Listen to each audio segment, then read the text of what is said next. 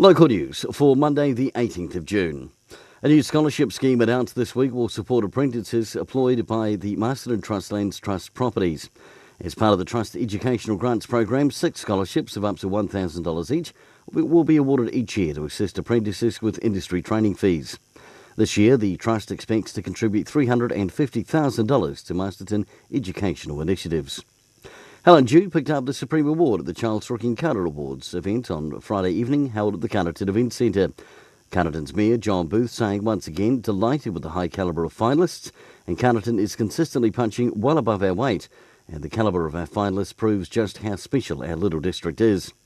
And in sport, Brent Gare has broken a world record in powerlifting with a squat of 299 kgs in the 83 kg class. And a Premier Rugby, narrow wins went to Gladstone, East Coast and Marist.